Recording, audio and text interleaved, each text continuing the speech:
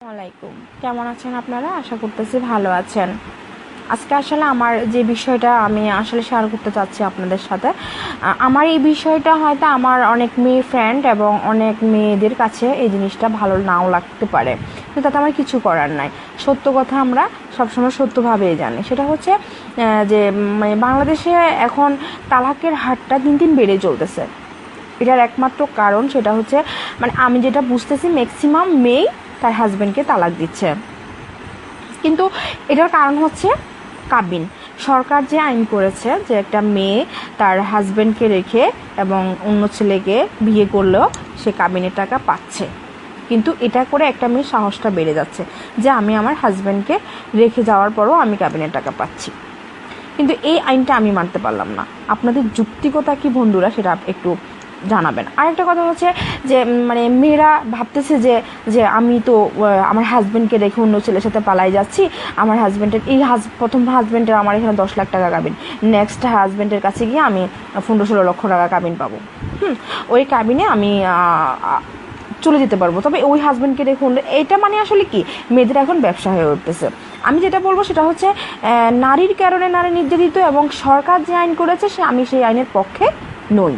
আরেকটা কথা হচ্ছে যে সরকার পুরুষের ক্ষেত্রে একটা আইন করেছে, একটা পুরুষ তার স্ত্রী যতক্ষণ না পর্যন্ত অনুমতি দিচ্ছে মানে স্বামীকে বিয়ে করার জন্য, ততক্ষণ পর্যন্ত তার স্বামী বিয়ে করতে পারবেন না। সাপোজ তার স্বামী যদি তাকে রেখেও তাকে তালাক না দিয়ে, একজন স্ত্রীকে যদি তালাক না দিয়ে আবার বিয়ে করে, তাহলে সে স্বামী একটা অপরাধ করে এবং সে সাজা পায়। তাহলে ঠিক সেম সাদাটা একটা মেয়ে কেন পেতে পারে না? তার স্বামীকে রেখে সে অন্য একটা ছেলেকে বিয়ে করে ফেললো, তাতে এই মেয়েটার কোনো মানে এখানে কোনো আপনার প্রয়োজন হলো না। হ্যাঁ, কোনো তালাকের প্রয়োজন হলো না, মানে কাবিন চাইলো না যে তার আগের স্বামী তাকে ডিভোর্স দিয়েছি কিনা, আগের স্বামী থেকে সে অধিকার নিয়েছি কিনা।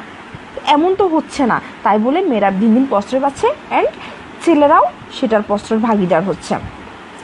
একটা মেয়ে তার স্বামীকে রেখে অন্য একটা ছেলের সাথে পরকীয়া করতেছে, কিন্তু দেখা যাচ্ছে যে ওই ছেলেরও ওয়াইফ আছে, কিন্তু এই মেয়েটা এটা চিন্তা করে না যে ওই ছেলের বউয়ের কী অবস্থা হবে।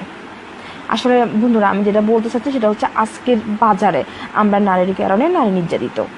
সেটা হচ্ছে কি মানে একটা স্বামী যতটুকু স্যাক্রিফাইস একটা স্ত্রীকে করে, একটা স্ত্রী কিন্তু ততটুকু তার ফ্যামিলিকে স্যাক্রিফাইস করতে চায় না। বিশেষ করে শাশুড়ি যদি কিছু বলে বউ গরম হয়ে যায়, বউকে যদি শাশুড়ি কিছু বলে শাশুড়ি গরম হয়ে যায়। তাহলে একটা শাশুড়ি যদি তার মেয়েকে সব কিছুর জন্য ক্ষমা করে দিতে পারে, তাহলে তার ছেলের বউকে পারে না কেন? আর একটা ছেলের বউ যদি তার মাকে সব কিছুর জন্য ক্ষমা করে দিতে পারে, তাহলে শাশুড়িকে মেনে নিতে পারে না কেন?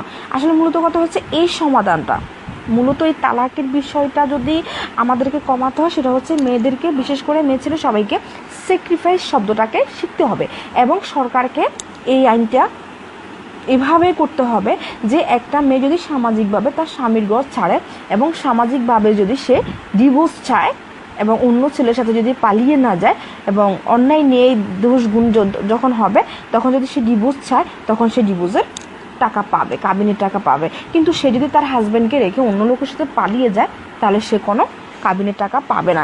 এই আইনটা যদি সরকার করে, আমার মনে হয় যে বাংলাদেশ থেকে তালাক শব্দটা আস্তে আস্তে কমে যাবে এবং সংসারগুলো সুখের হবে।